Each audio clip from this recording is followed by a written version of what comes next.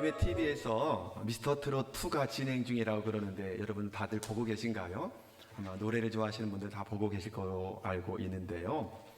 2020년도에 미스터 트롯 1을 했다고 그래요. 그때 사위한 사람이 누군지 여러분 아시나요? 사위한 사람이 김호중이라고 하는 그 사람이라고 그래요. 제가 어떻게 이분을 알게 됐느냐 하면 이분이 찬양 음반을 냈더라고요. 찬양을 너무너무 잘하더라고요. 그래서 아주 이분이 사위를 했다고 그러던데 이분의 별명이 트로바티가 되었습니다. 왜냐하면 트로바티라고 하는 이름은 트로트와 그리고 유명 성악가 루치아노 파바로티를 합쳐서 트로바티라고 팬들이 아마 이름을 붙여준 것 같대요. 성악을 전공해서 나중에는 트로트를 하게 되는, 트로트가 서로 이렇게 많은 관객들하고 소통을 더 많이 할 수 있기 때문에 자기는 트로트를 하게 되었다, 그런 이야기를 하게 됐는데요. 그가 빛나는 것은 뛰어난 음악적인 재능도 있습니다만 어린 시절부터 기울긴 방황, 시련, 고난이 그에게 참 많이 있었던 모습을 보게 됩니다. 그의 고난은 초등학교 3학년 때 부모님 이혼함으로 말미암아 할머니 손에서 홀로 키워지게 되었다고 그래요. 그래서 그 외로움 때문에 공부하지 못하고 그때부터 문제아로, 그래서 늘 자주 싸우는 그런 아이가 되게 되었다고 합니다. 그리고 중학교가 되었을 때는 몸집이 굉장히 커요. 중학생 때도 공사장에 다닐 정도로 몸집이 컸고, 그리고 건강했고, 꿈이 경호원이라고 생각을 했고, 그만큼 운동을 잘했다는 거예요. 운동을 잘하니 싸움을 너무너무 잘했습니다. 그래서 싸움판에 늘 어울렸고, 심지어는 울산에서 부산까지 원정 다니면서 싸움하는 그런 학생으로 성장을 하게 되었다는 거예요. 그런데 중학교 2학년 때 그의 인생의 전환점을 맞이하게 됩니다. 음악을 좋아해서 용돈을 모아서 자기가 좋아하는 음반을 사려고 갔다가 거기에서 루치아노 파바로티가 부르는 네슨 두루마라고 하는 그 아리아를 듣게 됩니다. 그리고는 그 아리아에 감동받아서 나도 루치아노 파바로티처럼 이 아리아를 부르는 그런 오페라 가수가 되겠다는 꿈을 갖기 시작을 하게 됩니다. 그런데 가정 형편상 전문적인 성악 레슨을 받을 수가 없잖아요. 그래서 그가 믿는 하나님, 교회로 가서 교회 지휘자가 마침 성악을 전공하는 분이라 그 지휘자에게 레슨을 받았습니다. 다른 아이들보다 굉장히 늦게 시작을 한 거죠. 늦게 시작을 했지만 놀랍게도 실력이 뛰어남으로 말미암아 얼마간의 그 성가 지휘자의 레슨을 받고 그리고는 경북 예구에 입학을 하게 돼요. 한 번에 입학을 하게 되었습니다. 자, 가슴 가득 설렘을 안고 입학한 예고 생활은 녹록하지 않았습니다. 너무도 엄격했고 자유분방했던 그가 너무 엄격했으며 또 한 가지 뭐냐면 생각보다 학비가 너무 비싼 거예요. 자기 형편상. 그리고 할머니 혼자서 이렇게 자기 돌봐주는데 그냥 레슨을 많이 받아야 되잖아요. 예고에 가면. 근데 레슨 받을 그런 돈들이 많지 않은 거예요. 여기에서 그는 상대적 박탈감을 느끼면서 원망, 불평, 그리고 이런 포기를 결국 낳게 됩니다. 결국에 중학교 시절처럼 다시 폭력 조직에 들어가서 나쁜 길로 빠지게 되는데 낮에는 학교 가서 공부하는 채 하고 밤에는 고등학생이 조폭에 들어가서 업소를 관리하는 어린 조폭 생활을 하게 되었다고 합니다. 결국 불성실한 학교 생활로 퇴학당할 위기에 처하게 되죠. 끝이 보이지 않는 그 구렁텅이가 그에게 찾아왔는데 놀랍게도 여기에서 운명적인 멘토를 만나게 돼요.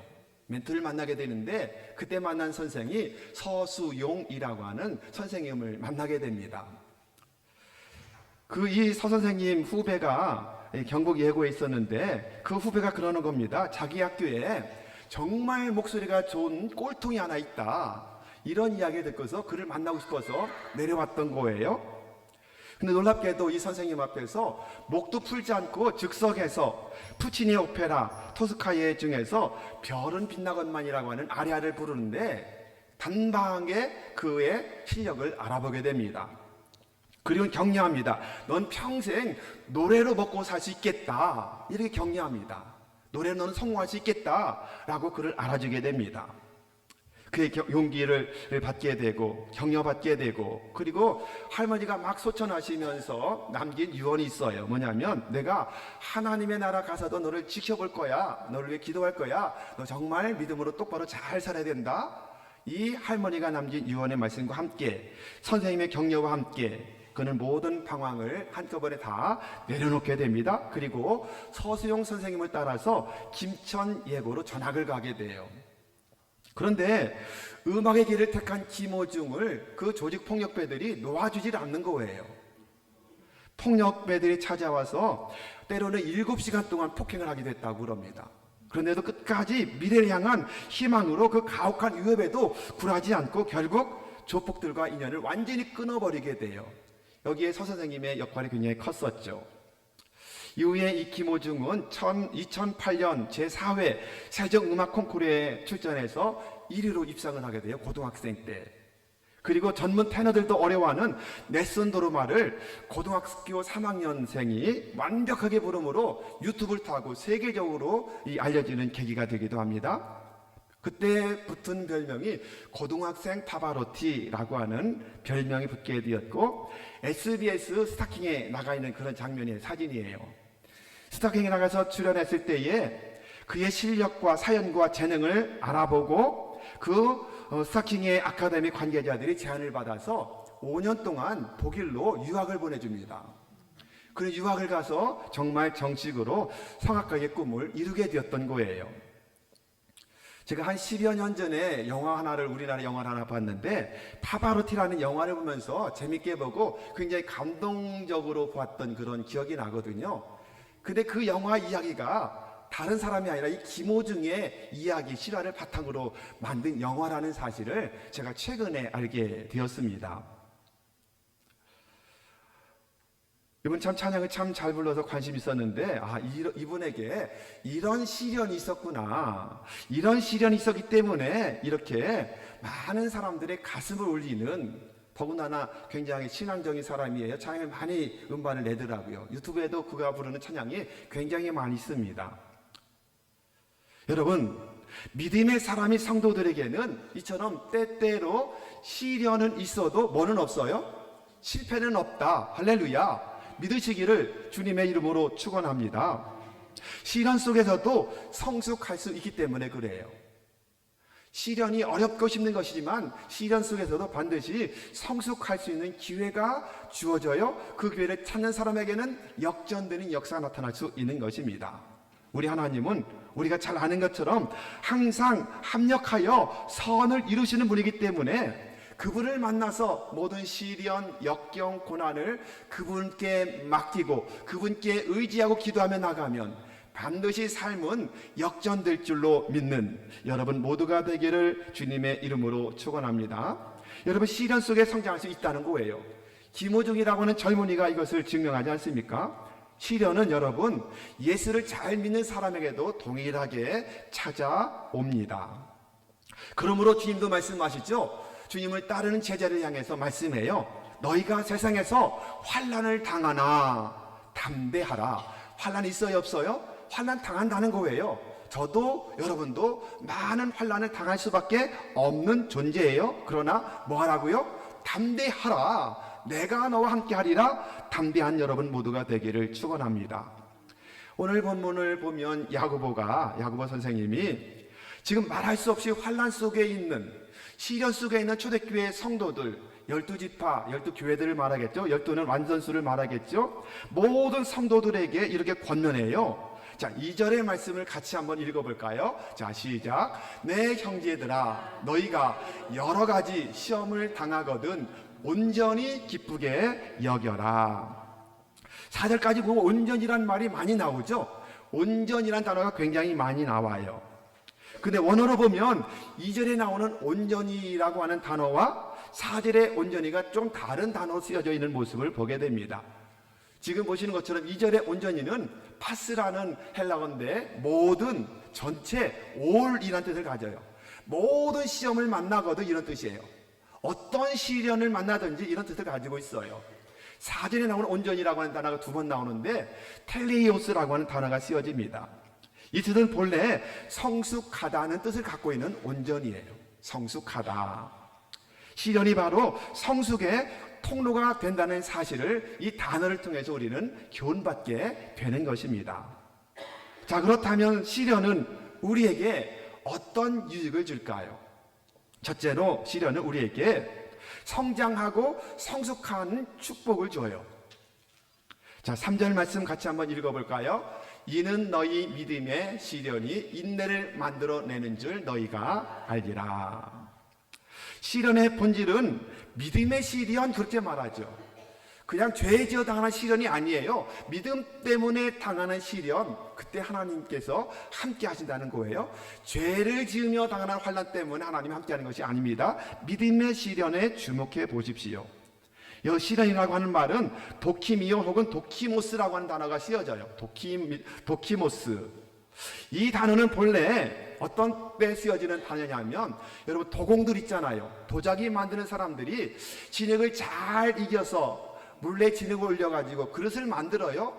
정성 다해 빚은 다음에 그 빚은 그릇을 어떻게 해요? 가마에 넣고 불을 떼서 구워요. 굽고 나서 이 예술가들은 뭐래요? 전부 다 쓰는 그릇이 아닙니다. 다 일일이 살펴본 다음에 조금의 하자만 있어도 뭐래요? 가끔씩 보잖아요. 망치로 사정없이 깨뜨려요. 우리가 보기에는 좋은 그릇 같은데도 다 깨뜨려 버려요. 작품이 아니라는 거예요. 그리고 정말로 잘된 흠이 없는 그 도자기를 가지고 외치는 거예요. 도키모스, 완벽해, 합격, 이 말이에요. 이때 쓰여지는 단어가 도키모스예요. 완벽해, 흠이 없어, 합격했어, 합격이라고 하는 단어로 쓰여지는 단어가 도키모스라고 하는 단어인 것입니다.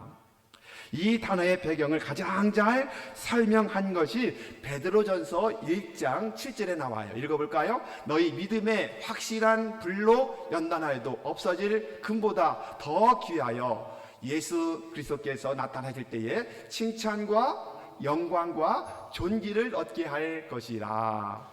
아멘.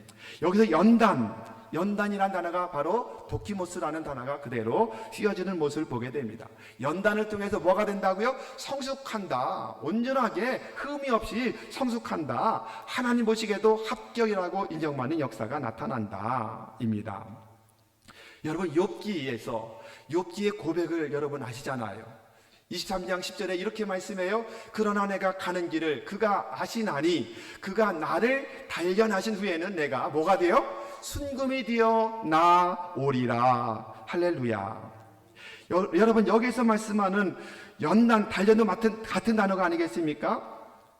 연단, 단련이라고 하는 것을 통해서 모든 광석이 열을 감으로 말미암아 불순물이 정제가 돼요. 불순물을 걷어내고 그리고 마지막 남는 게 뭐가 돼요? 순금으로 정제되는 거예요. 귀한 보물, 보석으로 정제되는 역사는 그냥 되는 게 아니라 연단, 시련을 통해서 된다라고 욥도 자신의 고난을 보면서 고백을 했던 모습을 보게 되는 것입니다. 결국 그 고난을 잘 인냈기에 하나님이 그를 인정하셔서 합격, 도키모스, 완벽하다. 그리고는 42장에 보면 갑절의 복을 주었던 역사를 보게 되지 않습니까? 여러분, 그렇습니다. 불 속에 들어간 도자기가 둘로 구분이 돼요. 하나는 쓸모없는 그릇, 깨트려 버릴 그릇, 하나는 정말 보물과도 같은 그릇으로 구별되는 것처럼 시련이 오면 참된 믿음과 거짓 믿음이 뭐가 된다? 구별된다라고 할 수 있습니다. 시련의 불 속에서 참된 믿음은 더 성숙한 믿음으로 연단을 받아요. 그래서 칭찬을 받아요. 복을 받게 됩니다. 그러나 거짓 믿음은 어떻게 되죠? 이 시련을 통해서 거짓 믿음이 드러나게 되어 결국 믿음의 파산을 겪게 될 수밖에 없는 것입니다. 그러므로 믿음의 성도들에게 시련의 시간은 뭐예요? 믿음을 연단하는 축복의 기회다. 그러므로 시련이 오거든 뭐 해라? 주님을 의지해라. 주님께 나아가라. 이렇게 성경은 권면하고 있는 것입니다. 여러분, 전도자 무디가 그에 동역했던 생키라는 작곡자가 있어서 우리 찬송가에 생키의 곡들이 굉장히 많아요. 생키의 곡이 아주 많은데 무디가 생키에게 부탁해서 지은 찬송가 543장의 찬양, 이게 나중에 무디의 애창곡이 돼요. 찬송 중에서. 이런 찬양이에요. 어려운 일 당할 때 나의 믿음 적으나 의지하는 내 주를 더욱 의지합니다. 세월 지나갈수록 뭐밖에 없어요? 의지할 것뿐이라는 거예요. 무슨 일을 당해도 무슨 일을 만나도 예수님 의지합니다. 할렐루야. 이처럼 시련은 믿음의 성장과 성숙을 시험하는 길이다. 이럴 때 뭘 해야 돼요? 주님 의지해야 돼요. 오늘 야고보서 선생님이 말씀한 게 믿음의 시련이라고 말씀을 드렸잖아요. 믿음의 시련을 당할 때에 주를 더 의지하고 주를 더 바라보고 그리고 나면 시련의 밤이 지나고 주께서 우리를 향해서 도키모스 이제 완벽해 합격이라고 칭찬받는 역사가 나타나게 될 줄로 믿으시기를 주님의 이름으로 축원합니다. 한 사람 더 소개해 볼까요? 창세기 22장에 보면 어떤 사건이 나오죠?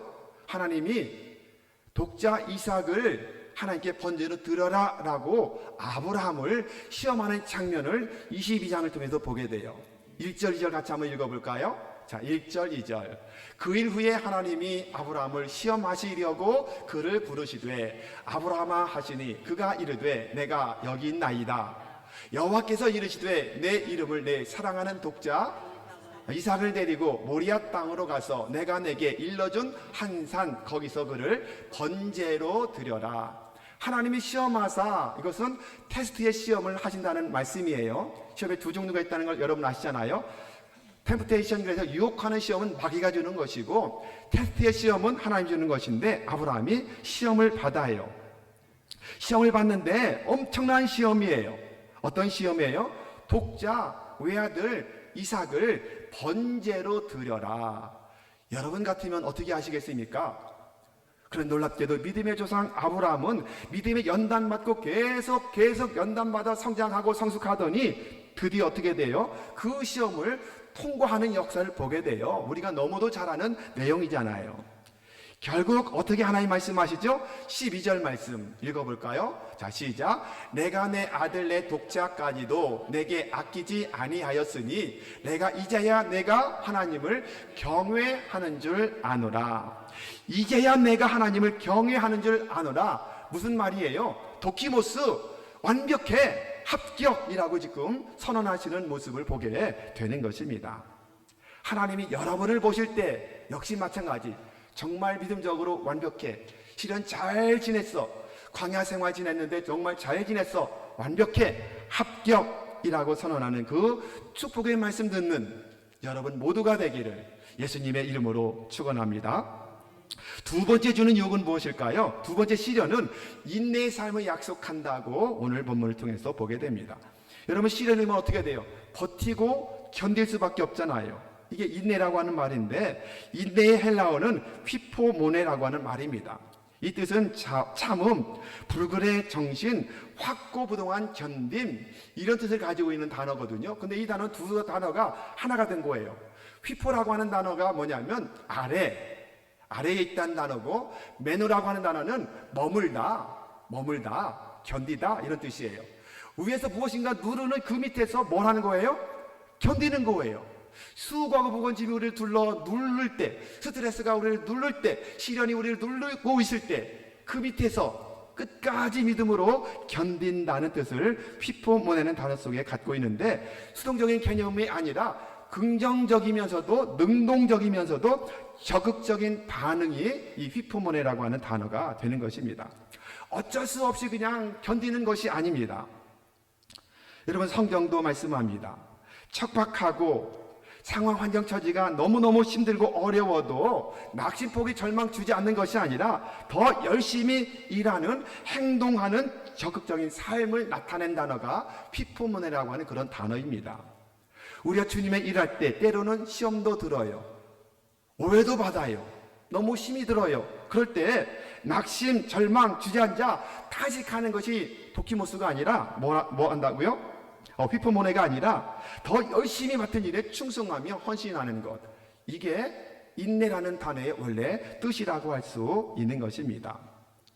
열 슬픔 만났을 때 그냥 베개 끌어안고 철철 눈물을 흘리며 주저앉아 있는 것이 아니라 베개를 집어던지고 슬프지만 시련의 일이 생겼지만 다시 일터로 나가서 일하면서 그 슬픔을 이겨내는 그 인내, 견딤, 이것이 피포모네라고 하는 단어의 뜻이라고 할 수 있는 것입니다. 우리 시련을 만나는데 문이 없어요. 다 닫혔어요. 사방팔방 다 닫혔습니다. 그럼 포기하는 것이 인내가 아니라 뭐예요? 문을 두드려서 그 문을 열 때까지 두드리는 것을 말하는 거예요. 근데 그 문이 또 닫혀요? 또 다른 문을 두드려요. 언제까지요? 열 때까지 계속해서 문을 두드리는, 이것이 성경에서 말씀하는 인내라고 할 수 있는 것입니다. 이것이 휘포모네의 원래 단어의 뜻입니다. 여러분, 우리가 종종 살기 너무 힘들다, 좀 쉬고 싶다, 이거는 여러분 여기서 말씀하는 인내가 아니에요. 다시 일어서서 힘들지만, 어렵지만, 약하지만 그럼에도 내가 더 열정적으로 주님의 일을 한번 해보리라 라고 문을 두드리며 열정을 품는 것이 진정한 인내 모습인 줄로 믿으시기를 바랍니다. 어쩌면 오늘도 예배하는 우리 모습 속에서 고통이나 시련이 분명히 닥쳐있는 분이 있을 거예요. 수없이 많은 문제로 인해서 어쩌면 충격이 너무 커서 달리기는커녕 걷지도 못하고 그냥 주저앉아 넋놓고 있는 분은 있을 수도 있을 것 같습니다. 그런데 여러분, 성경적으로 그냥 가만히 앉아 있으면 안 된다. 힘들어도 참고 일어나서 걷다가 뛰는 삶을 살아야 된다. 고난을 맞이해도 주저앉지 말고 주님을 의지해서 믿음으로 달려가라. 여러분, 이것이 진정한 인내, 피포모네의 뜻인 줄로 믿으시기를 예수님의 이름으로 축원합니다. 그러므로 시련 없이는 인내는 만들어지지 않는 것입니다. 여러분, 인내하는 것도 수용적인 인내가 있고요, 어쩔 수 없이 그냥 견디는 인내가 있고요, 능동적인 인내가 있어요. 마지못해 견디기만 한 인내가 있고, 적극적인 소망을 가지고 지금 광야의 생활이지만 반드시 내 앞에 광야가 지나서 가나안 땅이 놓여 있다고 믿고 나가는 소망을 갖고 있는 인내가 있을 수가 있는 것입니다. 성경은 물론 후자의 인내를 권고하고 있는 거예요. 그러므로 4절에서 말씀해요. 자, 4절 읽어볼까요? 자, 시작. 인내를 온전히 이루라. 이는 너희로 온전하고 구비하여 조금도 부족함이 없게 하려 함이라. 할렐루야. 온전하고 구비된 인격의 모델, 누구죠? 주님이세요. 예수님만이 온전한 인격을 갖고 있고 누구든지 그분을 모델로 삼으면 인생은 성공하고 승리하는 줄 여러분 믿으시기를 바랍니다. 우리 주님은 인내의 모델이세요. 겸손의 모델이잖아요. 인내의 모델이십니다. 우리가 사모하고 닮아가야 될 예수님, 그분이 인내하셨기 때문에 우리도 인내해야 되지 않겠습니까? 예수님께서 잡히던 다음에 많은 사람 주님을 잡으려고 왔을 때에 한 제자 중에서 베드로죠. 베드로가 칼을 빼가지고 대제사장의 종이었던 말고기를 쳐버립니다. 그때 주님이 뭐라고 말씀하시죠? 누가복음 22장에 보면 이것까지도 참으라, 그렇게 말씀하셔요. 이것까지도 참으라. 이게 주님의 인내예요. 이것까지도 참으라. 이 말씀을 들었던 베드로가 후일에 베드로후서 3장 9절에 이렇게 고백하는 모습을 보게 됩니다. 오직 주께서는 너희를 대하여 오래 참으사 아무도 멸망하지 아니하고 다 회개하기에 이르기를 원하시는 분이 주님이시다. 이렇게 고백을 해요. 주님은 오래 참으시는 분인데 끝까지 다 한 사람도 놓치지 않고 구원받기를 원하고 있다. 실제로 베드로가 그렇게 주님의 인내를 체험하게 되었던 거지요. 성령의 열매가 9가지인데 이 9가지는 결국은 뭐예요? 주님의 성품, 주님의 그 인격을 닮으라는 것이 아니겠습니까? 시작으로 또 시작되어서 그 중에 여러분 오래 참음이 있다는 사실을 아시나요?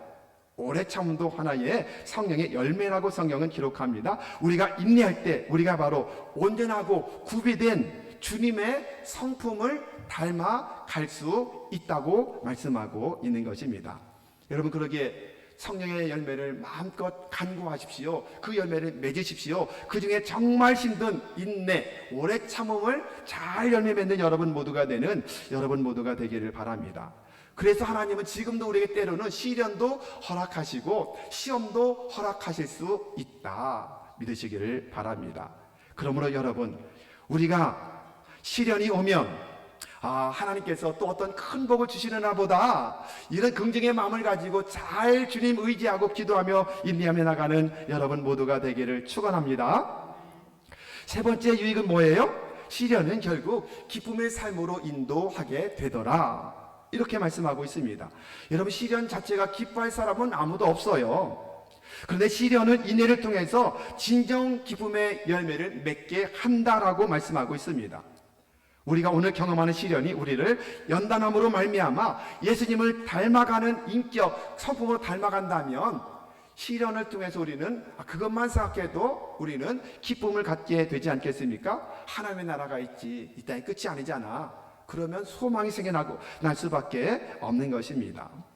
이 소망을 바라보며 기뻐할 수 있어야 된다는 이 사실을 사도 바울은 로마서 5장 3절 4절에서 말씀해 주고 있어요. 읽어볼까요? 시작. 다만 이뿐 아니라 우리가 환난 중에도 즐거워하나니 이는 환난은 인내를, 인내는 연단을, 연단은 소망을 이루는 줄 알미로다. 인내는 연단을, 연단은 소망을 결국 가져오게 된다, 이렇게 말씀을 하고 있습니다. 여겨라, 계산해라, 마음먹고 평가하라, 이런 뜻을 가지고 있는데요, 감정적으로 기뻐하기 힘들다 할지라도 일부러 의지적으로라도 기뻐해라.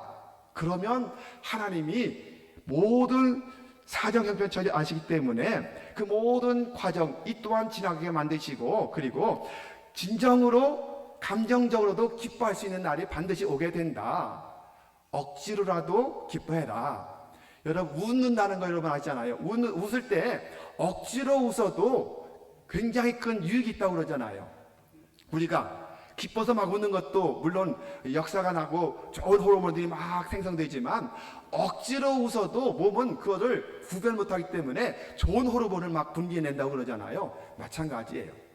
의지적으로 먼저 기뻐하고 감사하면, 기뻐하고 감사할 일이, 감정적으로 기뻐하고 감사할 일이 반드시 생겨나게 될 줄로 믿는 여러분 모두가 되기를 주님의 이름으로 축원합니다. 그렇습니다. 시련 속에서만 의지적으로 기뻐할 수 있는 삶의 선물이 우리에게 오는 거예요.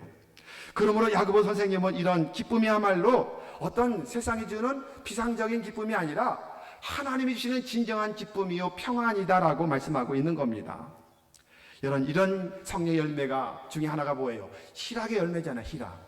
희락의 열매를 맺으면 희락 기쁨이 아니겠습니까? 놀라운 기쁨의 열매, 하나님 나라 속한 기쁨의 열매, 희락의 열매를 맺는 역사가 나타나게 될 줄로 믿는 여러분 모두가 되기를 축원합니다. 주님이 땅에 오셔서 모든 고난 다 당하시면서도 그냥 슬픔만 하고 절망하지 않으셨던 이유가 뭐예요? 이 소망이 있었기 때문에, 영혼을 구원하는, 인류를 구원하기 위한 소망이 있었기 때문에 진정한 기쁨이 그분에게는 있었던 거예요. 우리에게도 이것이 필요하지 않겠습니까? 누가복음 10장 22절을 보면 이렇게 말씀하죠. 읽어볼까요? 자, 시작. 그때 예수께서 성령으로 기뻐하셔 이르시되, 주님이 뭐를 기뻐하셨어요? 어떤 기쁨을 기뻐하셨어요? 성령으로 기뻐하셨다, 이렇게 말씀을 하고 있습니다. 성령으로 기뻐하셨다. 주님은 늘 성령 충만해서 상황, 환경, 저 여건 때문에 아니라 항상 성령 때문에 기뻐하셨다라고 말씀하고 있는 것입니다. 그렇습니다. 시련은 성령으로 말미암아 초자연적인 기쁨의 선물을 우리에게 주시는 것이 성령인 줄로 여러분 믿으시기를 주님의 이름으로 축원합니다. 기뻐하기 어려운 상황 속에서도 소망 잃지 않고 하나님의 도우심을 기다리며 그분을 의지하며, 그럴 때 그분 주시는 진정한 기쁨, 세상이 주는 것과 전혀 다른 기쁨을 맛보게 되는 역사, 이것이 진정한 기쁨의 선물인 줄로 믿으시기를 축원합니다. 저는 오늘 설교 서두에서 김호중이라는 가수의 이야기를 시작했습니다. 그의 인생에 수없이 많은 시련이 만약에 없었더라면 무대에서 그가 부르는 노래에 많은 사람들이 그렇게 감동을 받을 수 있었을까? 저는 그런 생각을 한번 해보게 되었습니다. 그에게 인생의 눈물이 정말 많이 있었기 때문에 그는 마침내 우는 자가 되고 많은 사람들의 감동을 주는 사람이 될 수 있었던 것입니다. 여러분, 예수님은 어떠십니까? 주님의 고난, 십자가의 죽으심, 그리고 결국 부활로 인해서 시련을 다 통과했더니 그 시련으로 말미암아 어떻게 돼요? 모든 인류가 다 웃는 정말 아름다운 음악 소리와도 같은 소리를 만드신 분이 주님이 아니십니까? 여러분, 스페인의 속담 중에 이런 속담이 있다고 그래요. 돌이 많은 시내가 더 아름다운 음악을 만든다. 스페인의 속담이랍니다. 돌이 많은 시내가 졸졸졸 흐르는 시냇물 소리가 더 많이 만들어낸다. 여러분, 의미 있는 것이 아니겠습니까? 돌, 시련과도 같은 고난, 시험, 환난들이 많으면 많을수록 인생은 더 아름다운 인생으로 바뀌어질 줄로 믿으시기를 주님의 이름으로 축원합니다. 그러므로 시련은 성숙의 통로가 됩니다. 시련은 기쁨의 통로가 됩니다. 그러므로 본문은 2절에서 이렇게 말씀하죠. 너희가 여러 가지 시험을 당하거든 온전히 어떻게 해라? 기뻐하라. 할렐루야. 여러분, 주님의 고난과 죽으심을 묵상하는 사순절을 우리가 보내고 있습니다. 우리가 주님의 고난을 사순절 신약 성경 통독을 통해서 또 사도행전 피사를 통해서 함께 참여하고 있는데요.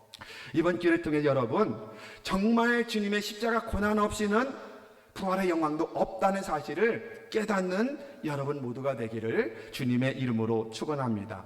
이 좋은 계절에 날마다 주님을 묵상하고 그 주님에게도 배우되 오래 참은 인내도 배우시고 모든 그분의 성품을 하나하나 배워 지금 어렵고 시련이 있다 할지라도 오히려 오늘 말씀과도 같이 인내를 통해서 소망을 통해서 놀라운 축복으로 변화되는 복을 받아 누리는 여러분 모두가 되기를 예수님의 이름으로 축원합니다.